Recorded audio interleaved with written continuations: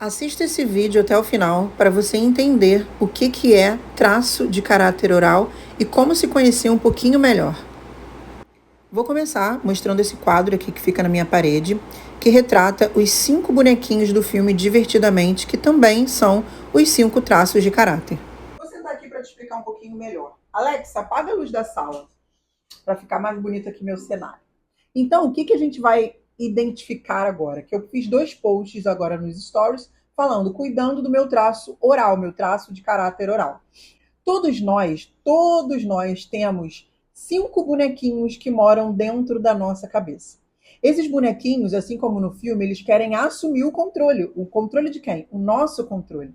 Então, digamos que cada um deles tem uma personalidade, uma preferência, um medo diferente, uma vontade. Cada um deles se sente cuidado de uma maneira. Cada um deles entra na dor, ou seja, fica triste por um motivo diferente. E eu, como analista corporal, além de terapeuta comportamental, fiz a minha análise dos traços, o meu mapa dos caracteres, né, que é o traço de caractere ou traço de caráter, e descobri como é que é o meu gráfico. Então, eu sou 38% do traço de caráter oral, sou 25% do traço de caráter rígido, 17% do traço de caráter psico. Você entende qual é o resto do nome, eu não posso falar aqui para não ser banida, punida pela plataforma. 15% do traço de caráter masoquista, ou masoca, como a gente chama carinhosamente, e 5% do traço de caráter esquizoide. Isso me dá características únicas, isso me dá um jeitinho de existir que é único, porque é como se fosse uma mistura exata de cada um desses bonequinhos que vão assumir o controle um certo tempo do meu dia, todos os dias, e também vão me fazer ter conflitos que são característicos desses traços. Então, por exemplo, você acha que eu vou ter uma dor maior de ser abandonada, que é a dor do oral, 38% que eu tenho, ou de ser rejeitada, que é a dor do esquizoide, que eu tenho 5%? Claro que eu vou sentir uma dor muito maior de ser abandonada.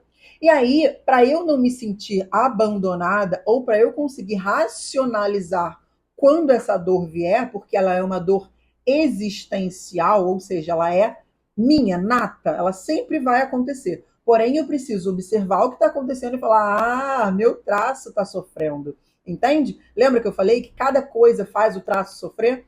Isso a gente precisa entender. 38% de quem eu sou tem medo, pavor de se sentir abandonado ou de abandonar outra pessoa. 25% de quem eu sou tem muito medo de se sentir traída, trocada ou excluída, em todos os tipos de relação. Levando isso em consideração, a gente precisa observar que o meu namorado não mora aqui no Brasil. Lembra que eu te falei? Ele veio passar o mês de fevereiro aqui comigo, foi incrível, vivemos experiências maravilhosas. E na última quarta-feira ele retornou para casa dele.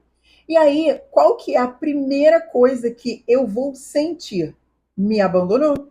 Não é que ele me abandonou conscientemente, vou embora, vou te abandonar. Não, mas ele estava comigo em algum momento, ele precisou não estar mais. Isso é uma dor existencial, não é racional, é do nosso inconsciente. Para eu não sentir essa dor, para eu não dar vazão a essa dor, eu preciso cuidar do meu traço de caráter oral, que é o que eu tenho em maior quantidade. O fato dele ter ido para casa dele não me faz em nada me sentir traída, trocada nem excluída. Ok, vou cuidar do meu traço oral agora. Como? Cuidando, acolhendo, tendo sensações, brincando. O traço de caráter oral é como se ele fosse uma criança mesmo. Ele dá essa característica, a gente, de ter o rosto redondinho, o bicozinho assim, a boca bem fofinha, a gente todo maciozinho.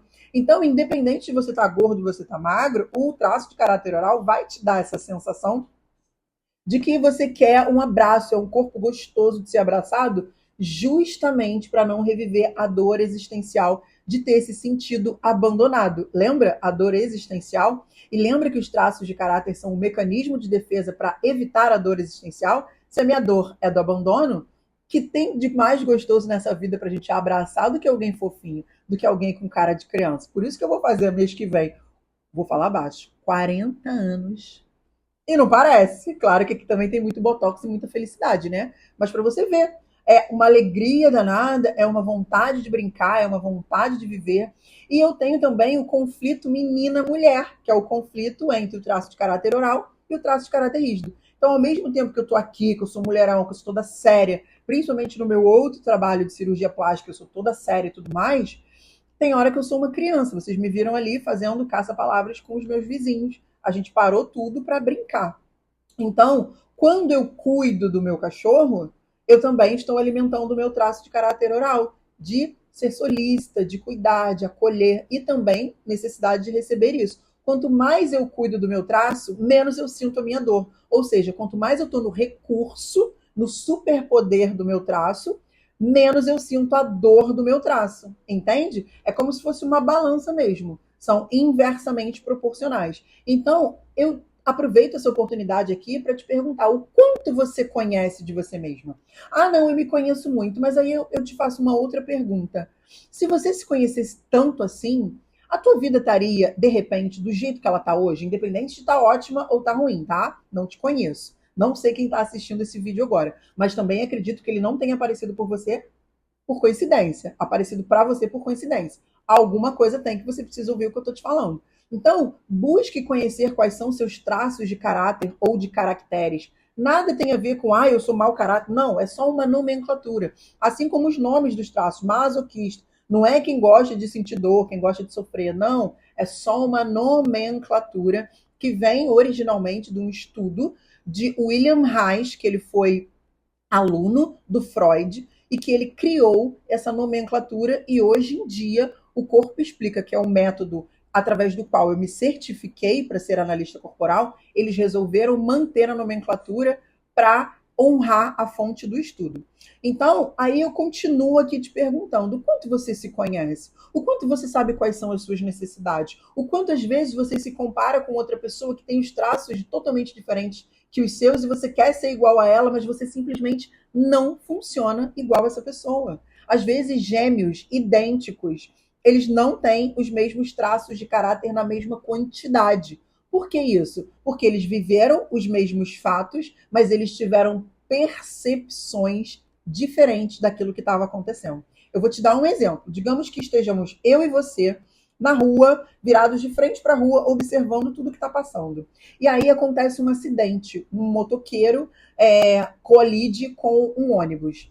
E aí eu vou falar assim, nossa, tadinho do motoqueiro, o ônibus passou em cima dele, que absurdo. Já você pode falar assim, nossa, esse motoqueiro é muito doido e irresponsável, se meteu embaixo do ônibus. Olha como a gente percebeu o mesmo fato, estando no mesmo ambiente, de forma diferente. Entende? Isso tem a ver também com a forma como a gente entende o mundo. Então, às vezes, você está se sentindo desrespeitada, você está se sentindo magoada com alguém que tem o traço de caráter diferente do seu e ela não consegue entender que aquilo ali te fere.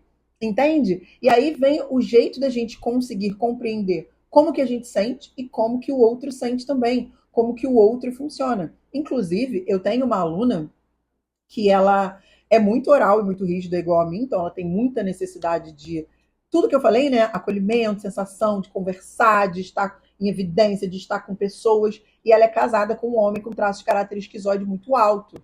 Então ele já é mais introspectivo, ele gosta de ficar sozinho, ele gosta de ir para o mundo imaginário, ele gosta de ficar dentro do quarto sem conversar com ninguém, no computador ou no celular. E ela estava entrando na dor do traço dela, ou seja, se sentindo abandonada. E aí, obviamente, como minha cliente, né, eu a orientei, e hoje em dia ela fala, Bia, nem sinto mais falta. Entendo que não é uma falta de interesse, que não é uma falta de amor. Entendo que eu tenho uma caixa d'água de amor e ele só tem um balde. Ele me dá tudo o que ele tem. Só que se eu for pegar esse amor todo, né, que eu preciso para encher minha caixa d'água somente dele, vai sempre ficar faltando. Eu posso encher de outras coisas. Minhas amigas da academia, minhas amigas do trabalho, minhas amigas da faculdade, minhas amigas do grupo de estudos. Eu tenho como buscar isso de outras fontes. Então, é isso que eu sempre venho trazer aqui a percepção. Como que você está cuidando dos vários seres que existem dentro de você?